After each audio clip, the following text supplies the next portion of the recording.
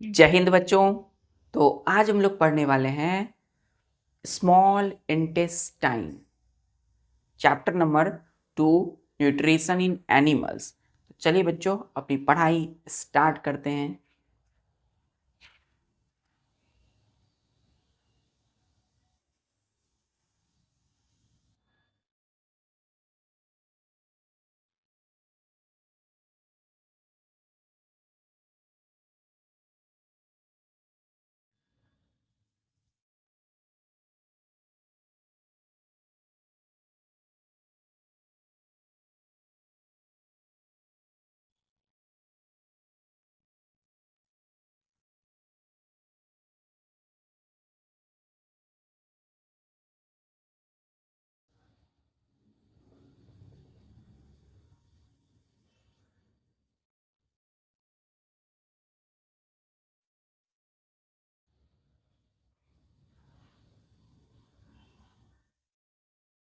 ये आया food pipe बच्चों। फूड पाइप से इस स्टमक से होते हुए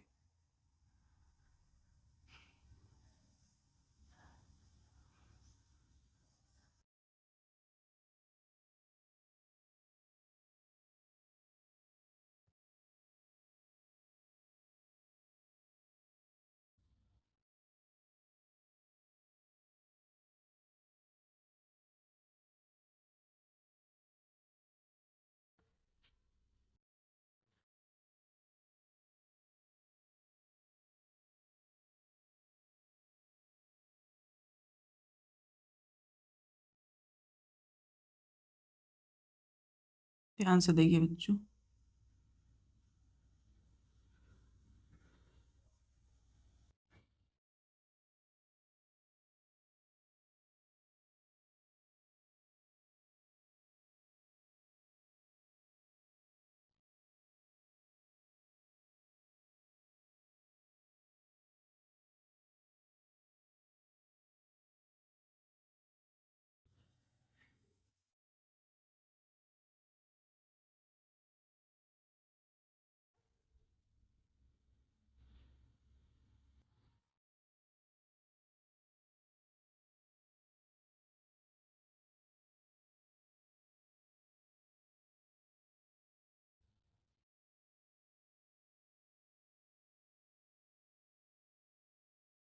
तो ध्यान से देखिए, ये क्या है हमारा, ये है हमारा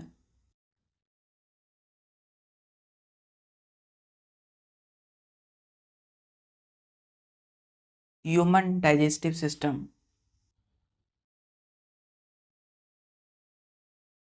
चलिए, तो आप देख सकते हैं बच्चों, ये हमारा माउथ है। माउथ यानी कि मुंह, उसके अंदर क्या है बच्चों? माउथ कैविटी या बकल कैविटी। बकल कैविटी को हम लोग क्या बोलते हैं?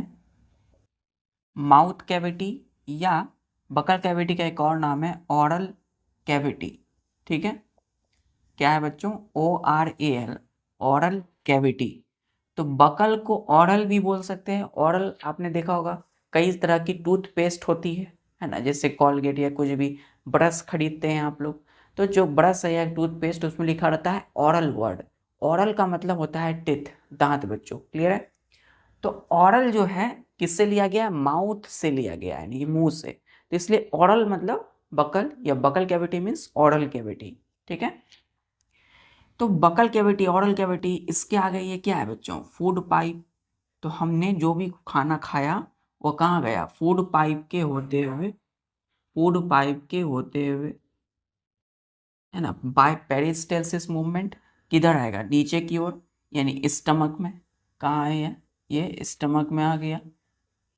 ठीक है, अब ध्यान दीजिएगा इस डायग्राम में, ये जो स्टमक है बच्चों, स्टमक की जो डक्ट है, ये पाइप, ये किसकी ओर आ रही है? धीरे धीरे आके स्मॉल इंटेस्टाइन की ओर आ रही है। ध्यान से देखिए, स्मॉल इंटेस्टाइन की ओर, ये। ठीक है, तो आप देख सकते हैं ये स्टमक है, यहाँ से फूड यहाँ से होते हुए, ऐसे होते हुए कहाँ जा रहा है?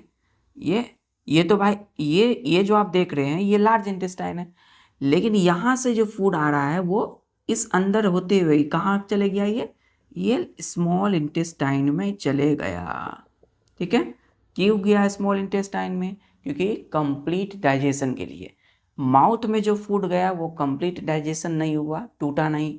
स्टमक में फूड आया तो कुछ हद तक डाइजेस्ट हुआ, ठीक है, पूरी रूप से कंप्लीट डाइजेशन नहीं हुआ। कंप्लीट डाइजेशन फूड का कहाँ होगा? तो स्मॉल इंटेस्टाइन में। कहाँ? Small intestine. ठीक है, तो आज बच्चों हम लोग यही पढ़ने वाले हैं, स्मॉल इंटेस्टाइन। यानी ये जो है अब फूड जो है कहाँ गया है? इस स्मॉल इंटेस्टाइन में। ठीक है, फूड कहाँ आ चुका है? ध्यान से देखिए बच्चों, अब जो फूड है वो कहाँ गया? स्मॉल इंटेस्टाइन में। तो स्टमक हमने पढ़ लिया, स्मॉल इंटेस्टाइन। तो चलिए स्टार्ट करते हैं। स्मॉल इंटेस्टाइन, देखिएगा, स्मॉल INTESTINE, स्मॉल इंटेस्टाइन। इसको हम लोग डिफाइन करते हैं कई तरीके से। ठीक है, ये है क्या बच्चों? ये है आपका लार्ज इंटेस्टाइन। क्या है ये? Large intestine. ठीक है, अभी हम लोग पहले किसको देखेंगे? Small intestine. तो लिखिएगा कि it is a very long tube. देख सकते हैं ये वेरी बहुत ज़्यादा लॉन्ग ट्यूब है ना, ये बहुत बड़ा ट्यूब है बच्चों, है ना। ये आपको देखने से छोटा लग रहा है, ये बहुत ही बड़ा ट्यूब होता है। विच, देखिएगा, विच, WHICH, विच का मतलब जो कि, विच इज अबाउट 7.5, ये क्या है? 7 के बाद 0.5 मीटर्स लॉन्ग। ठीक है, हमने बोला कि स्मॉल इंटेस्टाइन, देखिए IT इट, हमने स्मॉल इंटेस्टाइन की जगह पे क्या लिखा? इट लिखा। तो हमने बोला स्मॉल इंटेस्टाइन मतलब it is very long tube, ये बहुत ही लंबा ट्यूब है। कितना लंबा है? तो which is about 7.5 meters long. ठीक है, तो ये जो हमारी हमारी बॉडी में, हमारे शरीर के अंदर जो स्मॉल इंटेस्टाइन, जिसको हिंदी में छोटी आंत कहते हैं, ये स्मॉल इंटेस्टाइन कितना बड़ा होता है? तो 7.5 मीटर, मतलब अप्रॉक्स 8 मीटर होता है। ठीक है, तो 8 मीटर लंबा, है ना। 7.5 मीटर, साढ़े कितना होगा? 7। तो 7.5 मीटर लंबा होता है स्मॉल इंटेस्टाइन। आप सोच सकते हैं इतना लंबा स्मॉल इंटेस्टाइन हमारी जो बेली है उसमें कैसे रहता है। ठीक है, तो ये अरेंज कैसे होता है? नेक्स्ट पॉइंट एरो दे के लिखिएगा कि स्मॉल इंटेस्टाइन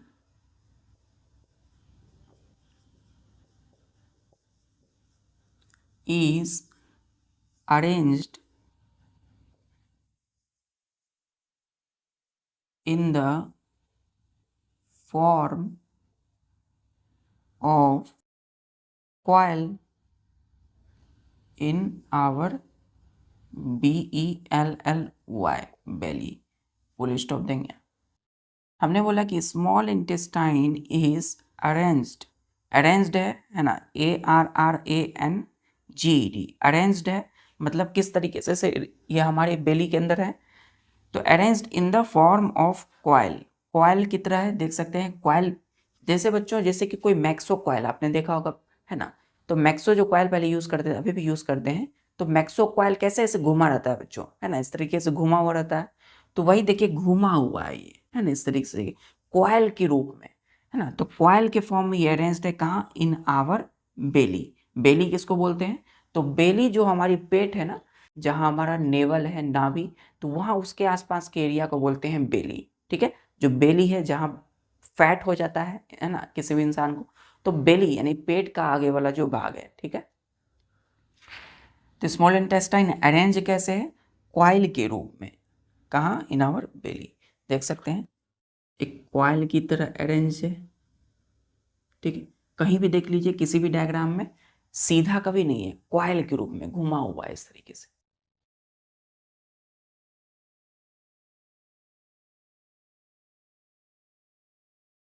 अब अगर यह 7.5 मीटर लंबा है, कॉइल की तरह अरेंज है, तो हम इसे स्मॉल इंटेस्टाइन क्यों बोलते हैं? अच्छा, यहाँ तक नोट किया।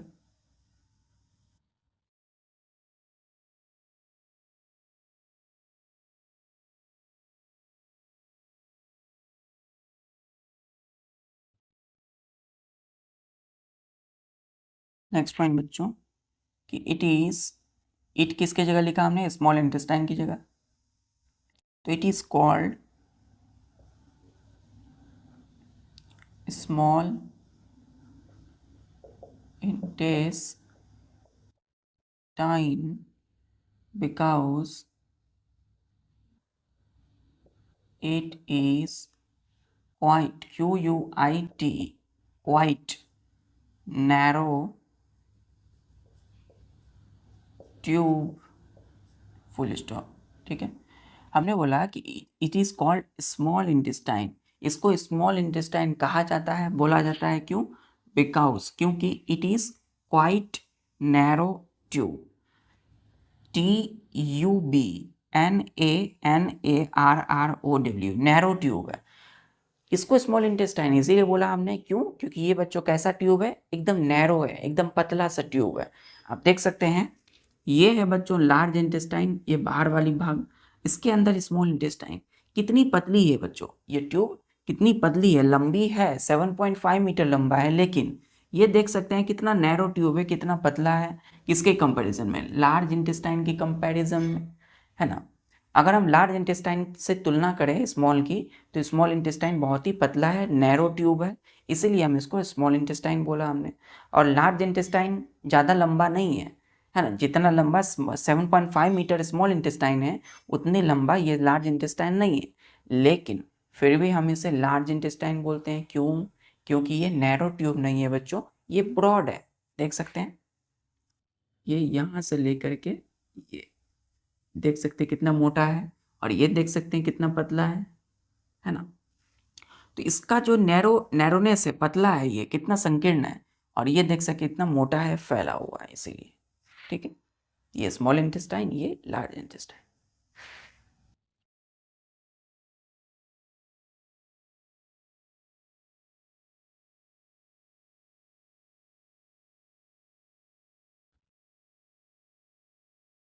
अब देखेंगे most important point,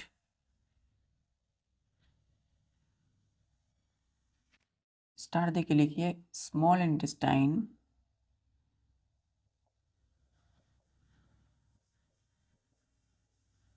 in our, ऐसे लिखिए, in human beings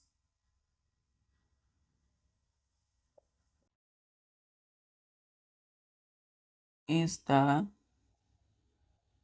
site of, पहला लिखिएगा ए देके, कंप्लीट डाइजेशन ऑफ फूड।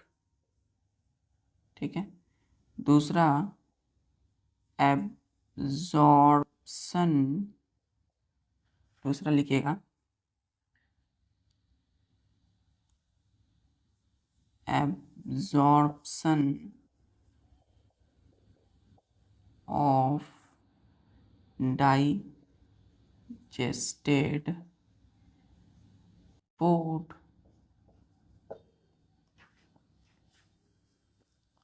तो यहाँ पे दो महत्वपूर्ण बातें हैं, क्या है कि small intestine in human beings, यानी हमारे शरीर में जो स्मॉल इंटेस्टाइन है, इज द साइट ऑफ, ये एक जगह है जहाँ पे क्या होता है, कंप्लीट डाइजेशन ऑफ फूड, मतलब जो भी हम खाते हैं उसका कंप्लीट डाइजेशन होता है।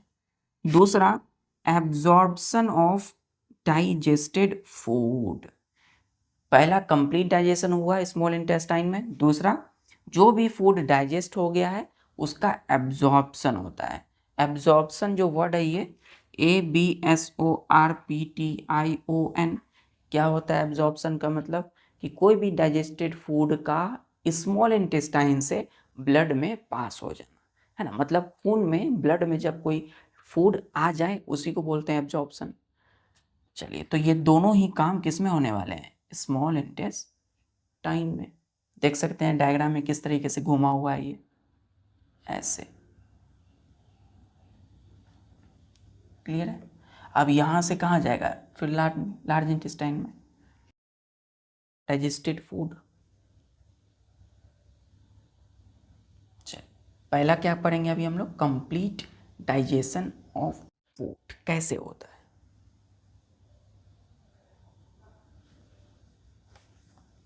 नोट कर लिए बच्चों ये दोनों। चल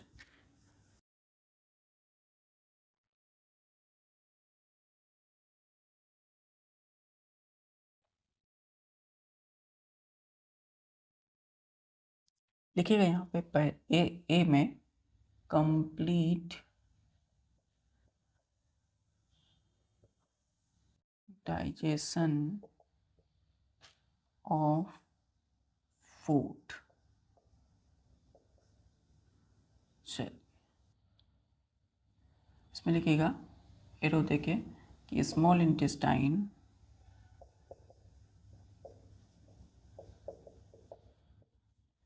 receives secretion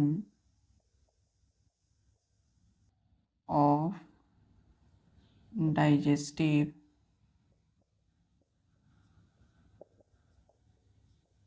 juices from, ये F है बच्चों, ये R है, OM फ्रॉम। पहला लिखिएगा लीवर, दूसरा लिखिएगा पेनक्रियास, PANCREAS पेनक्रियास, और तीसरा वॉल ऑफ स्मॉल इंटेस्टाइन। ठीक है, तो देखिए तीन ऐसी जगह है जहाँ से स्मॉल इंटेस्टाइन, पहला जो उसमें हमने बात जाननी है कंप्लीट डाइजेशन में, कि स्मॉल इंटेस्टाइन जो है वो रिसीव करता है सिक्रेशन ऑफ डाइजेस्टिव जूस। ठीक है, तो डाइजेस्टिव जूस किसके सेक्रेशन से, मतलब किसका डाइजेस्टिव जूस के सेक्रेशन को ये रिसीव करता है। रिसीव मतलब लेता है, कौन लेगा, स्मॉल इंटेस्टाइन। क्या लेगा, क्या रिसीव करेगा, तो सिक्रेशन ऑफ डाइजेस्टिव जूस कहाँ से, किसकी डाइजेस्टिव जूस को लेगा, तो लीवर के डाइजेस्टिव जूस के सेक्रेशन लेगा, पेनक्रियास से निकलने वाला जो डाइजेस्टिव जूस है उसको लेगा, है ना, उसको यूज करेगा। और स्मॉल इंटेस्टाइन की जो खुद की वाल है, वाल क्या होता है, तो ध्यान दीजिए ये जो हमने बनाया ना, ये साइड साइड, ये इसकी वाल है बच्चों। ये क्या है, ये साइड साइड, ये वाल है। जैसे ही हमने स्टमक में देखा था ये वाल है साइड में, है ना, म्यूकस पड़ा था, उसी तरीके से इसमें भी क्या होता है, वाल होता है ना। वही वाल से क्या होता है, डाइजेस्टिव जूस निकलते हैं जिसको इंटेस्टिनल जूस कहते हैं। तो इन तीनों से जब इनको डाइजेस्टिव जूस मिलता है तो प्रॉपरली फूड डाइजेस्ट हो जाता है, कंप्लीट हो जाता है। ठीक है, अब लीवर कहाँ है बच्चों, यहाँ पे देख सकते हैं, यहाँ लीवर है। पेनक्रियास कहाँ पर है, ये देखिए पेनक्रियास है। वाल कहाँ है स्मॉल इंटेस्टाइन की, इसमें, ये जो वाल है, नोट कर लिया। चलिए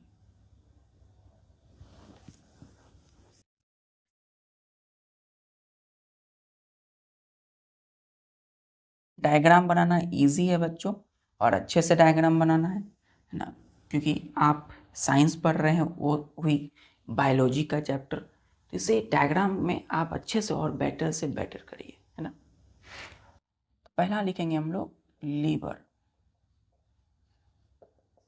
क्या लिखेंगे कि लीवर, लिखिएगा इसमें एरो देके कि liver secretes a liquid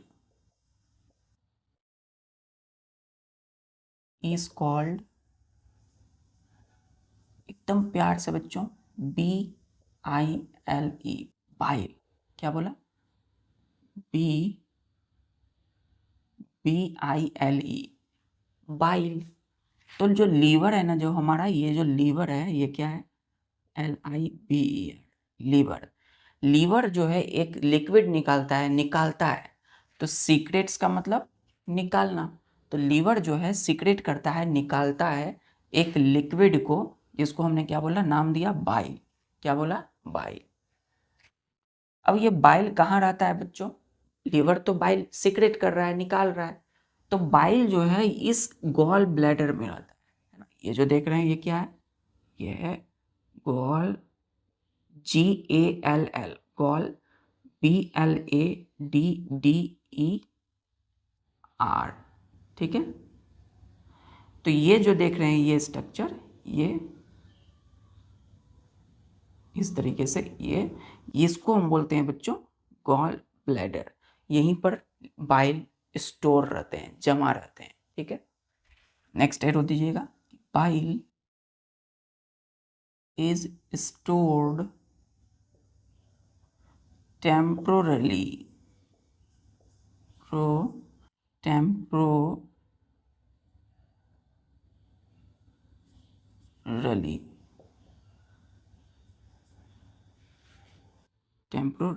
temporarily, ठीक है। तो ध्यान दीजिए, bile is stored temporarily. Temporarily मतलब, टेम्पोरेली का मतलब क्या होता है, जो कुछ देर के लिए रहे, है ना, ज़्यादा देर नहीं, टेम्पोरेली मतलब कुछ क्षण के लिए। तो temporarily in the sac, sac is called gall bladder, gall bladder, ठीक है। टेम्पोरेरीली, ठीक है, टेम्पोरेरीली। तो बाइल जो है वो स्टोर्ड मतलब जमा रहते हैं टेम्पोरेरीली, कुछ देर के लिए, कहाँ, in the sac, SAC, sac में। उस सैक का नाम हमने क्या दिया, गॉल ब्लैडर। उसको क्या बोला जाता है, गॉल ब्लैडर। देख सकते हैं यहाँ पे ये लीवर है, ये निकाल रहा है बाइल को, सेक्रेट कर रहा है। फिर ये बाइल कहाँ स्टोर होगा, इसी गॉल ब्लैडर में। कब तक, जब तक इसका इस्तेमाल ना किया जाए, यूज़ ना किया जाए फॉर डाइजेशन, ठीक है। अब किसकी डाइजेशन के लिए, क्योंकि फूड में तो 5 तरह के न्यूट्रिएंट होते हैं, carbohydrate, fats, proteins, vitamins, mineral. तो किसकी डाइजेशन में ये मदद करते हैं, बाइल। बाइल हेल्प करते हैं in the digestion of fats, fat की डाइजेशन में। क्लियर है। जो भी हम लोग बटर, घी खाते हैं ना, वो सारा जो है फैट्स रहता है उसमें। उसको तोड़ने के लिए, उसकी डाइजेशन के लिए मदद करने वाला कौन है, BILE, बाइल।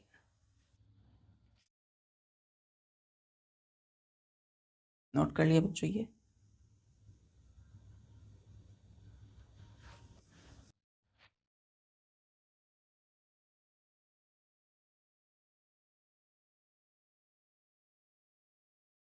SAC, सैक, देख सकते हैं किस तरह से थैला है एक तरह का, है ना, सैक।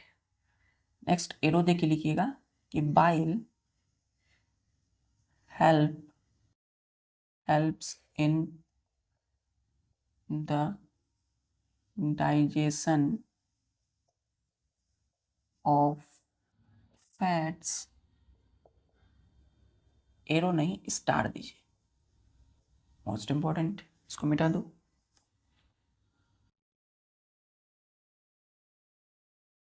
स्टॉप। तो बाइल हेल्प करते हैं, मदद करते हैं, FATS, फैट्स की डाइजेशन में। फैट किस में होगा, जो भी हम बटर, चीज़, घी खाते हैं ना, उन सब चीज़ों में, ठीक है। कोई मीट, हमने मीट खाया, उसमें फैट होगा। उसको डाइजेशन मतलब उसको तोड़ेगा कौन अच्छे से, बाइल, ठीक। कहाँ से निकलता है, लीवर से। रहता कहाँ है स्टोर, गॉल ब्लैडर में। अब फैट्स कैसे तोड़ेगा बच्चों, तो लिखिएगा इसी में एरो देके, bile converts fats into tiny droplets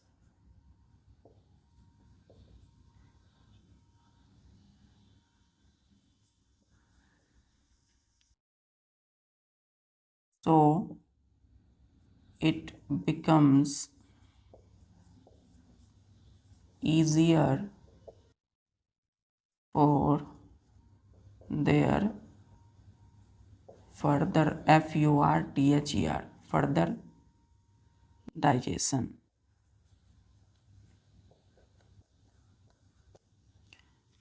देखिए, बाइल कन्वर्ट्स मतलब बदल देते हैं फैट्स को इनटू टाइनी ड्रॉपलेट्स में, ठीक है, छोटे छोटे ड्रॉपलेट टुकड़ों में बदल देते हैं फैट्स को तोड़ के। सो इसीलिए it becomes easier for their further digestion. THEIR, their हमने किसके जगह लिखा है, फैट के जगह पे। तो इसका मतलब ये हुआ कि फैट क्या, जो बाइल है वो क्या करेंगे, लिक्विड एक तरह का जूस, वो फैट को बदल देंगे छोटे छोटे टैनी ड्रॉपलेट में, ताकि उसकी और आगे फर्दर अच्छे से डाइजेशन हो सके, ठीक है। डाइजेशन तो यहीं कंप्लीट होता है, लेकिन सिर्फ बाइल मदद नहीं करता है, और भी कई जूस है ना, डाइजेस्टिव जूस, जैसे पेनक्रियास से निकलने वाला पेनक्रियाटिक, तो लीवर से निकला एक जूस जिसको यस लिक्विड, जिसको हमने बाइल बोला। तो पेनक्रियास भी बच्चों एक सिक्रेट करेगा पेनक्रियाटिक जूस, जो इस फैट को और अच्छे से तोड़ेगा, ठीक है। तो उसको तोड़ने के लिए यानी अच्छे से डाइजेशन के लिए बाइल ने क्या किया, फैट्स को छोटे छोटे ड्रॉपलेट में तोड़ दिया, कन्वर्ट कर दिया। तो पहला इसने तोड़ दिया यहाँ पे, अब कौन तोड़ेगा, पेनक्रियास से निकलने वाला पेनक्रियाटिक जूस। यहाँ तक नोट कर लिया। चल,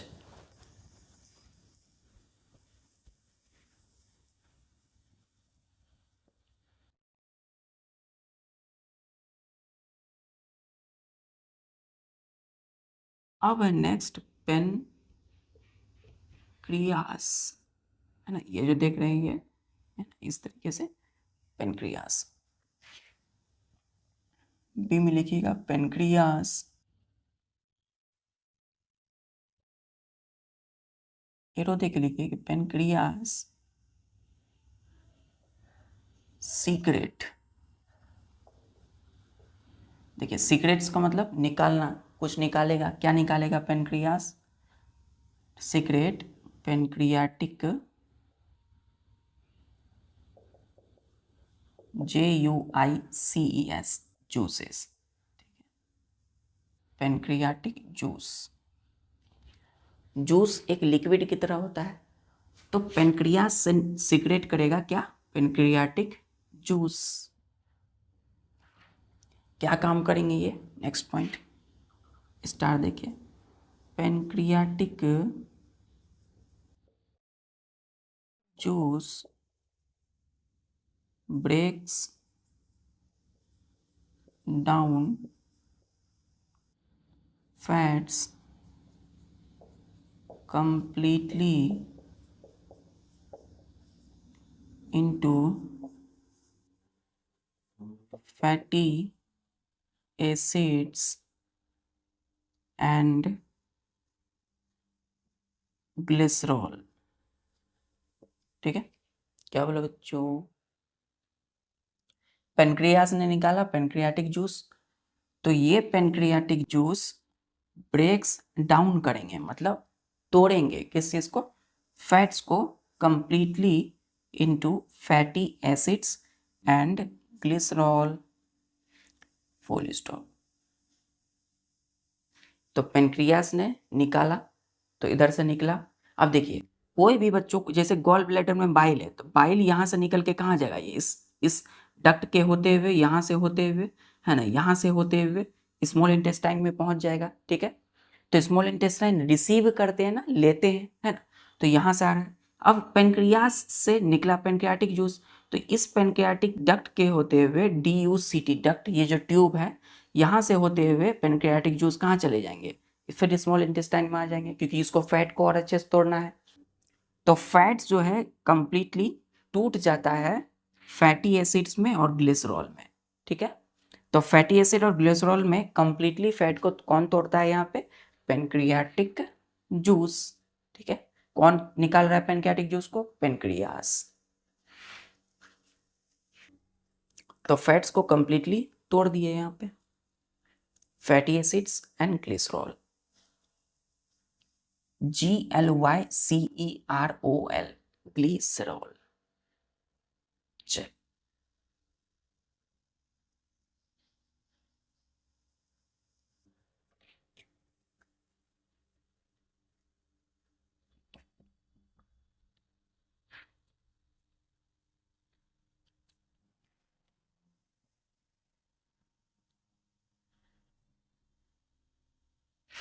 स्टार देके लिखिएगा, pancreatic juice breaks, BREAKS, breaks down, तोड़ेगा, स्टार्च कार्बोहाइड्रेट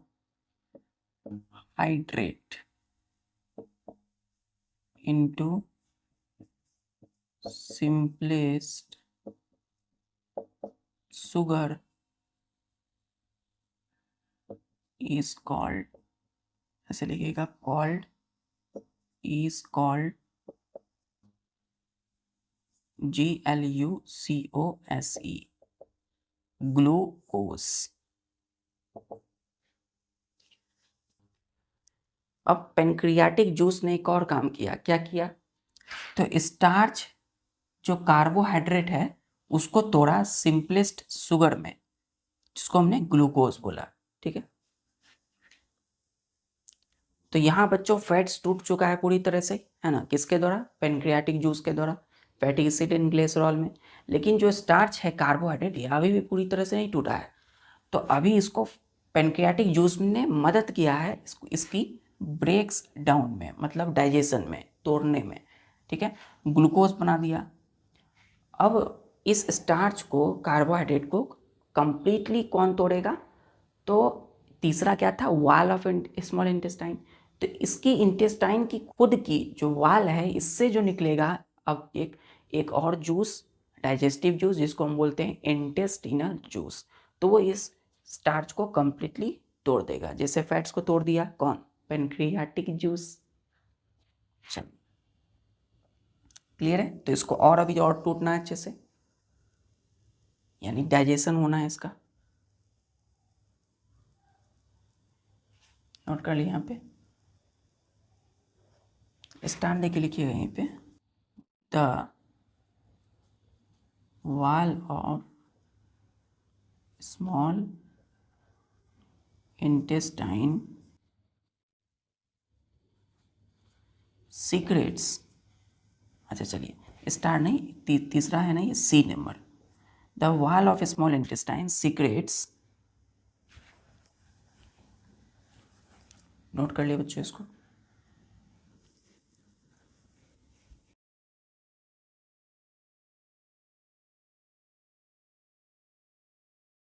देखिए, सी, वॉल ऑफ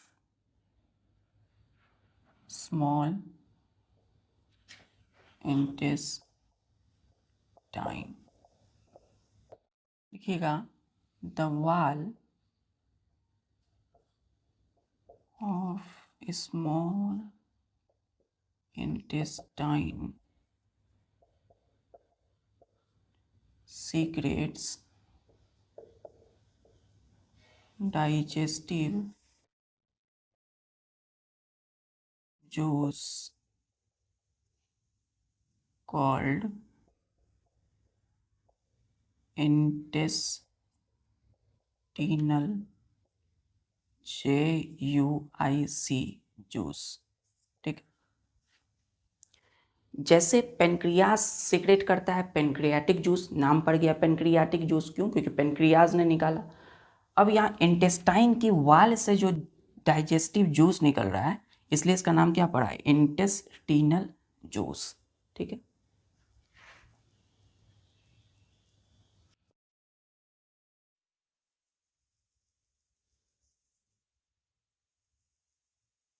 इसका कोई ना कोई काम होगा इंटेस्टिनल जूस का।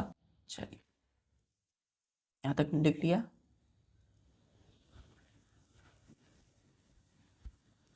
बच्चों अगर स्पीड है तो इसको आप स्लो कर सकते हो, प्ले स्पीड में जाके। अपने साथ एक वाटर बोतल रख सकते हैं पानी पीने के लिए, है ना, जिससे बार बार आप अपने आप को बूस्ट और एनर्जेटिक महसूस कर सको, ठीक है। फिर लिखिएगा इसमें स्टार देके कि INTESTINAL, ये क्या है, आई है, आई, intestinal juice breaks down starch carbohydrate completely into simplest sugar called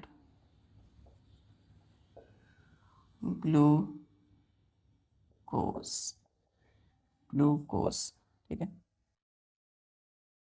and अभी फुल स्टॉप नहीं दीजिएगा, comma, and proteins proteins into amino acids full stop.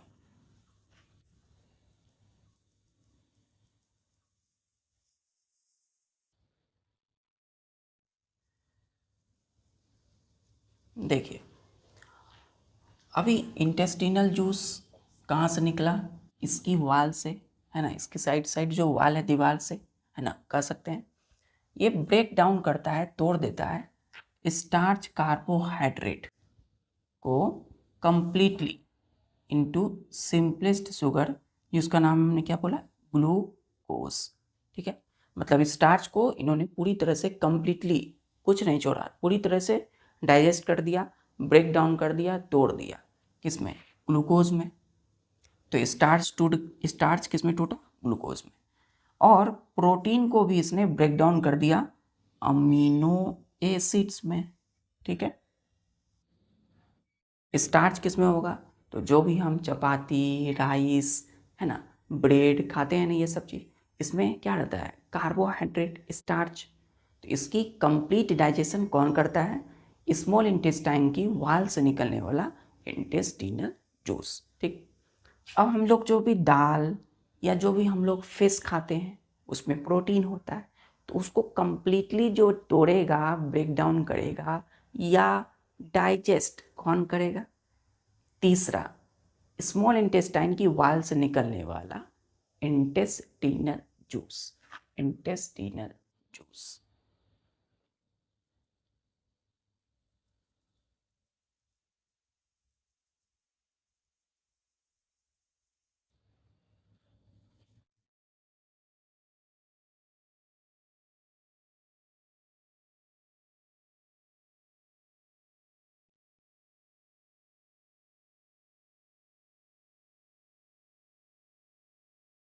जो यहाँ स्टार देखिए लिखिएगा कि our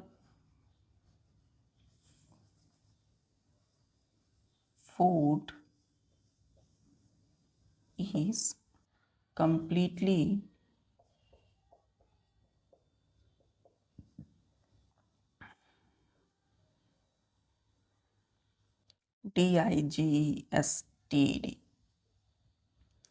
digested into small water soluble substances, ठीक, like starch टूटा ग्लूकोज में, ठीक है, ब्रेक डाउन हुआ कंप्लीटली। फिर स्टार्च के बाद, कार्बोहाइड्रेट के बाद फैट्स। स्टार्च क्या है, कार्बोहाइड्रेट, कार्बोहाइड्रेट के बाद आता है फैट्स। फैट किस में टूटा, फैटी एसिड,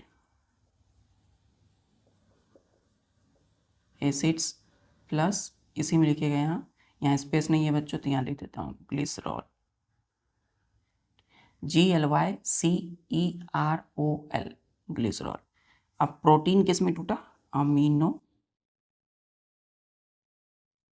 एसिड्स में, फुल स्टॉप। क्लियर हो गया आप।